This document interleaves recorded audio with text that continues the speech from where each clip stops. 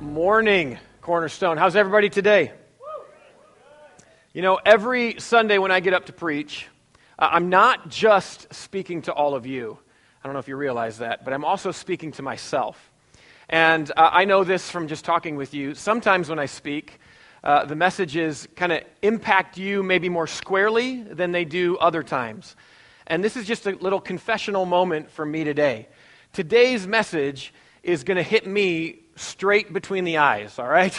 So I don't know where you're at. There is a thing that pastors say sometimes, and they're like, well, I just get up and preach, and if it only reaches one, then it's worth it, and that's what God wanted. Well, I already know who the one is. It's me. So you guys can just enjoy the ride. I think that today we're going to be talking about something that I think really does have a broad base of impact on all of our lives. We're in a series of messages talking about the 10 Commandments, and today we're looking at the fourth commandment. The fourth commandment is about the ebb and flow that takes place between work and rest. It's the commandment about the Sabbath. Now, as we've been going through these commandments, each of these commandments are worded a little bit differently. And the commandment about the Sabbath is the longest commandment. For instance, there's thou shalt not murder. Straight to the point, right? There's no other explanation. There's no other description to it. But a commandment about the Sabbath is the longest commandment. And because of that, we can very easily break it down into a few different parts. There is the what, which is the commandment itself. There is the how that comes next, and that's basically the way we fulfill or honor that commandment. And then we're even given a why. Why are we supposed to honor the Sabbath and have this commandment here that tells us the purpose of it? So what I want to do today is I want to jump right in. If you're following along in the Bible app, feel free to go to the events area, and there's a little menu you have to open up. Go to the events area, and we've got some notes there for you if you want to follow along. Let's start with the what. The what says this, verse 8. Remember the Sabbath day by keeping it holy. Okay, so the kind of remembering that God is commanding us to do here is more than just like a cognitive act of our mind. It's more than just saying, oh, I remember that. There's supposed to be action that follows this. So at our house on birthdays, in particular on our son's birthdays, and I say we, really it's Bethany, my wife, we go all out. So now birthday parties are one thing with their friends and whatever, but I'm talking about the day of their birth, their birthday. We plan everything out. So my wife, her love language is gift giving. So we get all sorts of gifts, and it's not even like expensive gifts. This last year, on my son Kent, his birthday's July 4th. On July 4th, we did this with Kent, and we got him one of those big plastic buckets of orange cheese puffs, right? The balls. So it's not like things are expensive, but we just get a lot of little things because we want to shower them with gifts on their day. We decorate our living room. If you've been to our house, you know that my wife likes everything in its place, and every place has a thing. You know what I'm saying? Everything is in order. But we decorate the living room with streamers. We go to the table where they sit at dinner and lunch and breakfast, and we put streamers all around their chair. This past year, we've started to blow up balloons, like a dozen or so, or 24 balloons, and then we put them in their room when they're sleeping, so when they wake up, there's balloons all over the floor. My wife, at some point on the day of their birthday, she will sit down with the family or with one of our sons, whichever birthday it is, and she will tell them the story of the day they were born. You know, this is where I was, this is who was there. It was very painful. Don't ever forget that. All those things. That is the kind of remembering that we're talking about here. Husbands, on your anniversary, if you say to your wife, oh yeah, it's our anniversary. Yeah, I remembered today. That's not enough, right? You got to get flowers. You've got to do something nice, right? This is the kind of remembering that's being talked about in this commandment here. So what are we supposed to remember? We're supposed to remember the Sabbath day. Sabbath is a word that means ceasing or stopping. So in a very literal sense, the Sabbath day is a ceasing day or a stopping day. Now, the next couple of verses will tell us that it's work that we're supposed to stop from. But the main idea here is that God is telling us to remember a day where we stop, to remember a day where we cease, to rest and withdraw. And we're supposed to do this by keeping it holy. Now, we're supposed to set this one day aside as holy, but what does it mean to keep something holy or to make something holy? I have here in my hands a coffee filter. And some of you know that I have become a bit of a coffee snob over the last couple of years. And those people are really annoying, so I apologize for that. But I discovered, I actually like coffee a few years ago. And then I discovered, maybe I can make my own coffee instead of just doing like the Keurig thing. So I found this thing called an AeroPress. I started using that. And then I was like, I can grind my own beans and get a little bit more of a fresh cup. And then I eventually graduated up to a pour-over. So this is a filter for my pour-over. And this is a good filter. But what happened was, 6 months ago, 7 months ago, I ran out of my original filters that I had gotten with my pour-over. And so I went on Amazon, and I found some filters, and I bought them. And when I got them, my first cup of coffee was really, really bitter. It wasn't right. And I went online, I did some research, and I realized that the filters I got were too thick. They're actually newer, but they were too thick, and it was messing up my grind, or messing up I'm losing not the grind. It was brewing too long. It was messing up my brew. And so I know some of you are like, where is he going with this? Just hang with me. Hang with me. This is very important to me. All right.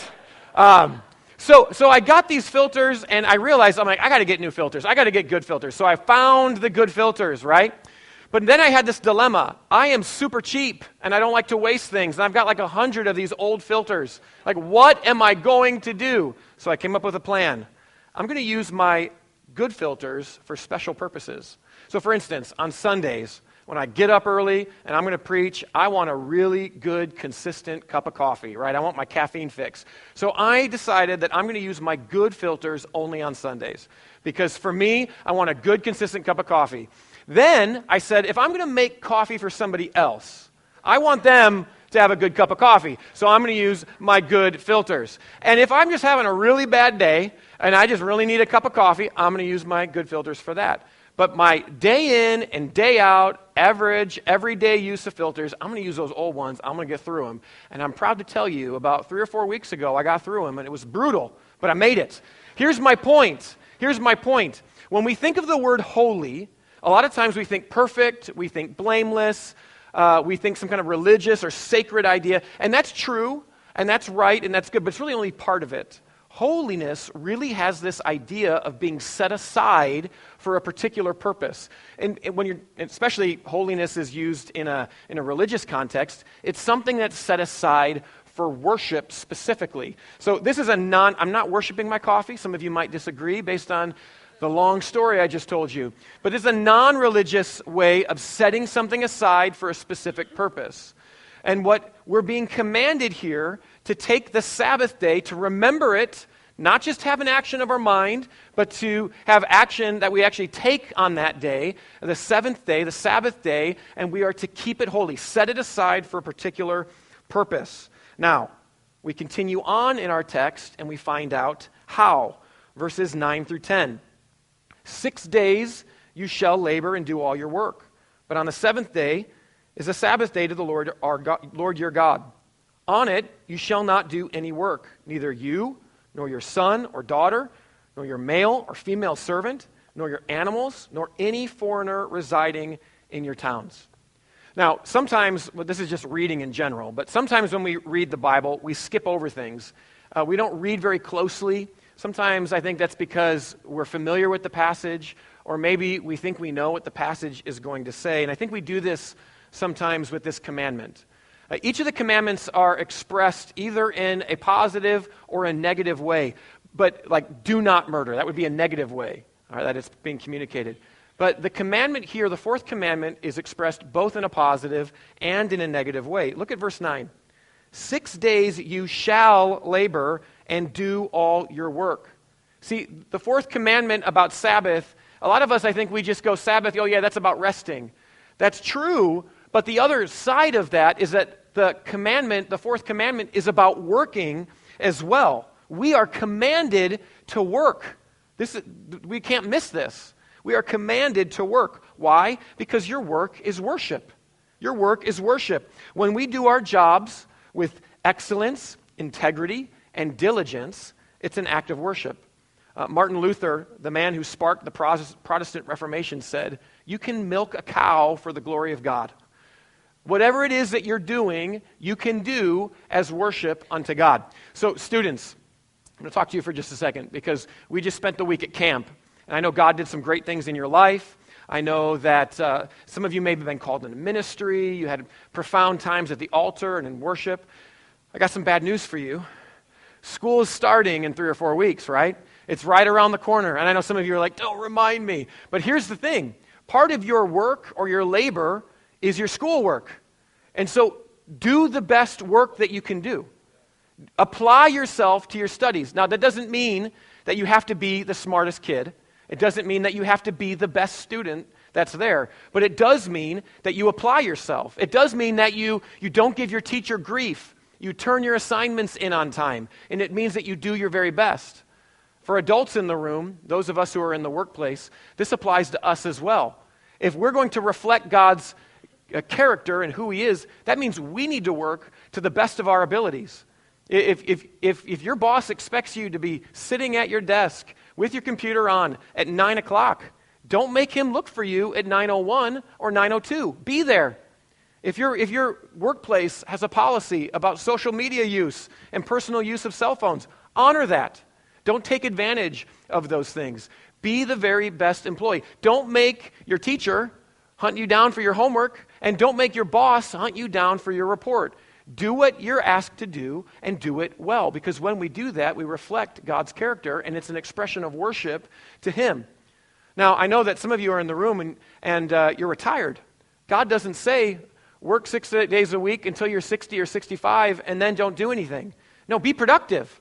I'm so grateful for Jeanette Smith because she finds ways to be productive. I don't know if you know, if you've given us your birthday, we send out birthday cards, and I write in those cards. And what Jeanette Smith does for us, she's productive, she's working, and then she does other things too. But one of the things she does for us here is she's the one that writes out your name and address on all the envelopes, and she organizes it for me. So she brings the stack in, and she says, Pastor Erik, these need to be mailed out by this date. Now, if you get your card wrong or late, it's not her fault, it's my fault because I forgot, but I'll get it out to you eventually. All right, but the point is that even if you're retired, there are things that you can do. You can be creative. You can invest in the younger generation. All of us are called to work, and our work is an expression of worship because we are obeying God's law when we do it. Verse 10 tells us that the seventh day is a Sabbath to the Lord your God. So we are to stop our work one day a week for the sole purpose of honoring, worshiping, and remembering the Lord our God. Think about it. What is one of the most precious resources that you have? Now, certainly our kids are precious, our grandkids are precious. Perhaps you have an heirloom or some sort of an item that is precious to you. But the thing I think that is precious to us all, and perhaps even most precious to us all, is our time. Our time. We're all limited with the time that we have. We're all strapped for time. We're running around in a society that demands our attention from one activity to the next. We're overtired and we're overworked. But one of the greatest expressions of worship that we can give to God is our time. We can give God our time. This is why we gather together on the weekends to worship God. We're giving our time, one of the most precious things we have, we're giving it to God. We are making God and His people a priority. And some of us, we just don't value God enough or God's people enough. We value our time more than Him, and we show up when it's convenient. And all of you are like, thank you, I'm here today, right? Don't say that to me. But the point is that if we value God, if we're going to honor His command to set aside a day for Him to worship, then we're going to be here on a regular basis. The Sabbath day is a day for worship. In the first week of this series, we talked about how the 10 Commandments can be broken into 2 different categories. The first 4 talk about how we love God. And then 5 through 10 help us love others. So really there are two great commands, love God and love others. And then the 10 commandments kind of help spell that out. But what happens after Exodus 20, where we're at right now, the rest of Exodus, Leviticus, Numbers, and Deuteronomy, what happens is God expands from 2 to 10. He expands it out even more to 613 different laws. And one of those laws is Leviticus 23:3. It expands this idea of the Sabbath. It says there are 6 days when you may work, but the seventh day is a day of Sabbath rest, a day of sacred assembly. You are not to do any work wherever you live. It is a Sabbath to the Lord. So the Sabbath isn't just a day for resting and taking a nap. It's a day for sacred assembly. This is why we gather here on Sundays to celebrate. We have a sacred gathering here of God's people, His church, to worship Him. We gather together to celebrate all that God is doing in our lives and in our work throughout the week. So it's not just our secular work, but it's our spiritual work that we've been doing all throughout the week that we gather to celebrate about here. This is what Jesus did. In Luke chapter 4, verse 16, we find that it was Jesus' custom to go to the synagogue on the Sabbath in order to worship God. So this is what we do as New Testament Christians. We don't celebrate on the Sabbath. We celebrate on the Lord's Day, which is the first day of the week, because that represents the day that Jesus rose from the grave. So the Sabbath is a day for worship, but it's also a day for rest. Your rest is worship. If your work is worship, then your rest is worship as well, when it is done unto the Lord. We're not talking about being neglectful or lazy. We're talking about honoring God by resting and focusing on Him. When we stop and when we focus on God and when we allow all the undone to-do list things to just kind of be undone, what it shows is our trust in God's provision for us. Think about this. God's writing this command to an agrarian society. They got a lot of work they got to do in the fields. They got a lot of work they got to do with the animals. There's always an excuse to keep working. But to stop on one day is a way for them to say, God, I trust you. God, I trust you. I know I need to get these things done, but God, I trust you. Part of the reason that all of us are so busy is because we think that we have to fix and finish everything. We think we think it's on us to be able to do that. But stopping our mad dash to control our lives shows us that we trust in God more than our own capabilities. Sunday's a day for us to stop and just take a breather and say, you know what, I know I've got paperwork, I know I've got these chores, I know I've got these things, but God, you're more important than those things, and I trust that when I'm going to give this time to you, you're going to help me accomplish those tasks. The Sabbath is a day for rest. And I got to be honest, this is where the message begins to hit me square between the eyes. Because for longer than I care to admit, I went for months and months and months and months, well over a year, probably close to 2 years, where I didn't really take a consistent, regular day off. Thank goodness we've got godly men and women on our board who yelled at me about that, and I'm working on that. And I don't say that to pat myself on the back. I say that actually to be more like repenting and to acknowledge that that's a problem. Like, I need to reflect a good cycle of rest and work. And for a long time, as your pastor, I didn't do that. I worked and worked and worked. I got to take care of this because why? I felt like it was all on me. I got to take care of these things. I got to do this. If I don't do that, no one else will, and I don't want to bother that person, so I'm going to take care of this. That is unhealthy, and it actually goes against this commandment here.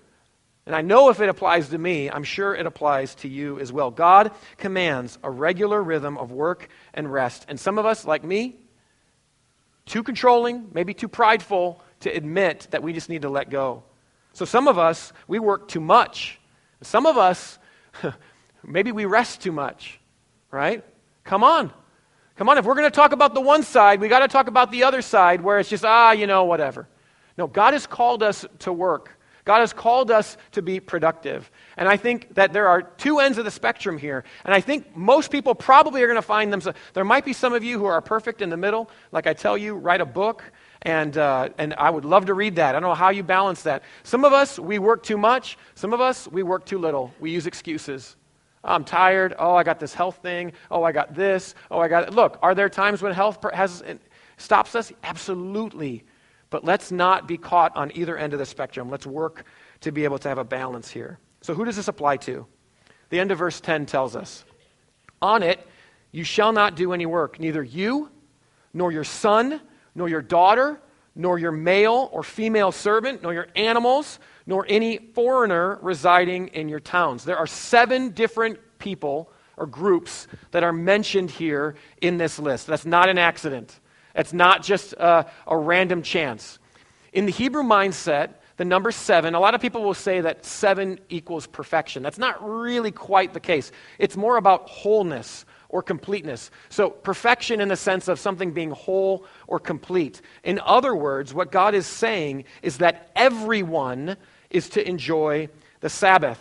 Everyone is to enjoy the Sabbath. So parents are encouraged to enjoy the Sabbath in order to be an example to their children, right? So what parents are you showing your kids? I've had a pretty bad example of being a workaholic that I've shown to my kids, and I'm working on it. Are you raising up future workaholics? Let me ask it this way. Are you raising up children who don't value worshiping with God's people and taking time to worship God and be in God's house? Again, you're all here, so you can pat yourself on the back. It's all those people that aren't here that need to hear that, right? But seriously, are you valuing work and rest and worship?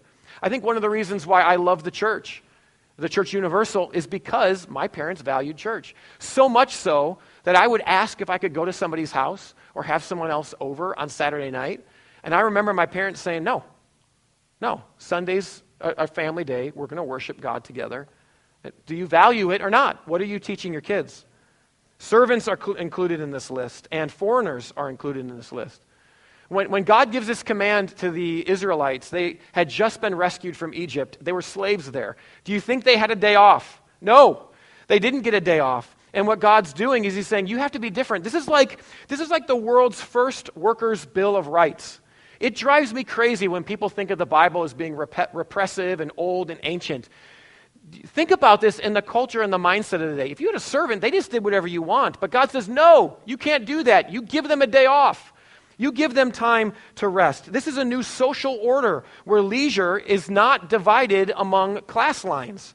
Everyone should work and rest because everyone should be free to worship God. Even animals are included. I'm not an animal fan. I wouldn't have put animals in that list. But God apparently likes animals, so he did. And some of you do too, okay?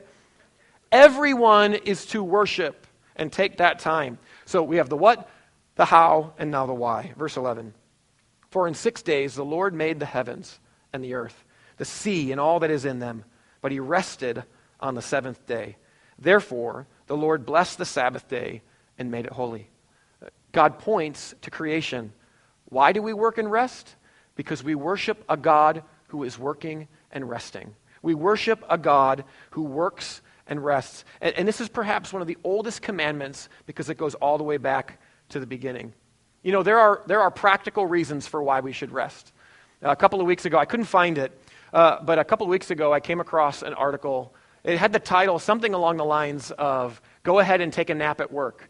Now, I just talked about being a good employee, so do that at your own risk, or don't do it at your own risk, but there's a lot of research that shows that taking a nap in the middle of the day, 10 minutes, 15 minutes, can greatly increase your productivity. Rest, we need rest. We just came back from camp. I walked past the students, and they all kind of have this like bleary look in their eyes. It's because camp is very tiring. I've been helping out with camps for about 15 years. I love our teen camps. I love being a part of it. And it is exhausting, though. It is tiring. And I'm so glad that I don't live in the Chicagoland area anymore. I got a 4-hour drive. It's just about 45, 50 minutes.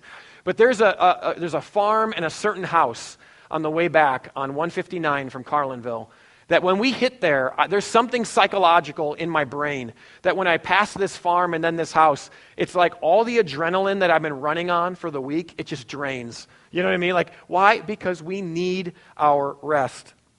In Mark 2, Jesus says this is one of the reasons why we have the Sabbath. He says the Sabbath, Mark 2:27, the Sabbath was made for man, not man for the Sabbath. So man doesn't rest to kind of fulfill some Sabbath thing. The Sabbath was put in place for us so that we could have rest. So rest is good. There are practical reasons for it, but there are also theological reasons for us to rest. And it's found right here in our passage. God worked for 6 days, and then he rested. He set the standard and the pattern for us to follow. So we put it this way. We reflect God's character when we rest. When we rest and we're diligent to work and then rest, we reflect God's character. We join in God's activity. And then, in addition to that, when God created the world, he stepped back after each day and he saw that it was good. So God had some reflection of his own. So not only do we reflect God's character when we rest, but we reflect on God's character when we rest. This is why we gather together to worship. Obeying this commandment draws us away from our own business to conduct the most important business of all, to glorify God and to worship him. This is so important for us to realize. It's stepping back and acknowledging God. Practically, like we've been talking about, this means coming to church and celebrating each week. It means prioritizing focused worship with God's people. It means rearranging your schedule to be here regularly. I never understood why people say they sleep in on a Sunday morning when our service starts at 10:10. How late were you out the night before that you sleep in past 10:10? I get it if you're like maybe in college or you're a high school student or something like that. But what kind of poor planning goes into that ahead of time to not think through that ahead of time? Look, God's house and God's people and honoring this commandment, it's either important or it's not. The Sabbath is either holy to the Lord or it's holy completely for yourself. And it's just something we tack on. It really comes down to motivation. Why are you here? Is this something for you? You're getting it mixed up. You're getting it wrong. Look, I love that we have a church that provides incredible programming for our kids and our youth. We've got an incredible worship team that provides just exciting worship and allows you an opportunity to enter in. I'm grateful for all the different programs and the classes that we have, and all those things are good, and we provide them to you, but they're really not for you. If you're here just because of what you get, I'm going to say it this way, this is like not the church for you, okay? Like, I'm sure there's other churches that want that. We are here to worship God. This is a day holy to the Lord, not holy or completely for us. I'm using a play on words there, H-O-L-Y, holy to the Lord, or W-H-O-L-L-Y, holy completely for us. And I just wonder sometimes if we don't get it mixed up. I want this here at the church. I want that. I expect this. Man, we're not here for that. We're here for him. And we come in here to worship him and to do that with the family of God. So let's worship him in that way. As we conclude here today, I want to look at that seventh day of creation in Genesis, because that's what the commandment points to. We find the seventh day of creation in Genesis chapter 2, verse 2. It says this: "By the seventh day, God had finished the work he had been doing, and so on the seventh day, he rested from all his work. Then God blessed the seventh day and made it holy, because on it he rested from all the work of creating that he had done." If you go back into chapter 1, in chapter 1 of Genesis, you find the first 6 days of creation. And at the end of each day of creation, you find a phrase. It says this: "And there was evening, and there was morning the first day. And there was evening, and there was morning the second day. And there's evening, morning, third, then the fourth, and the fifth, and the sixth." But you can look, I'm not leaving a verse off here. It doesn't say that for the seventh day. Why is that? Because it's left open-ended intentionally, as though it were an eternal day, as though it was an endless day. It's pointing us to an eternal rest.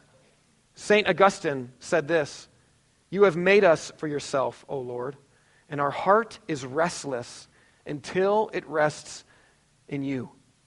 See, I think many of us here today are tired. I mean, some of it, I got back from camp. I'm physically tired. Some of our students are tired from that. I think all of us, in one way or another, we are tired physically from life, from running around, doing all these things. But what St. Augustine is talking about is something deeper than that. It's a spiritual restlessness that each of us have.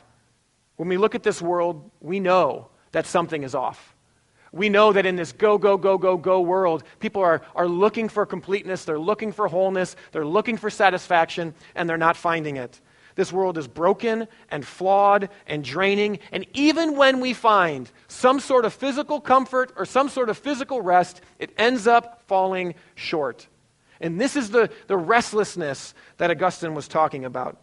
The Sabbath is a sign pointing to the rest to come, pointing to the original first day of creation, that endless day, that endless time of rest.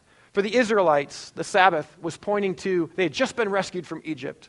The Sabbath was pointing to the time when they would be in the promised land and they would experience rest in God's provision. For us today, the Sabbath is a sign of the rest to come. The day when we won't have to battle sin anymore. The day when the brokenness of this world will be made whole and healed. Jesus promised this to us. Jesus declares himself to be Lord of the Sabbath. And he says this in Matthew 28:30. Come to me, all you who are weary and burdened, and I will give you rest.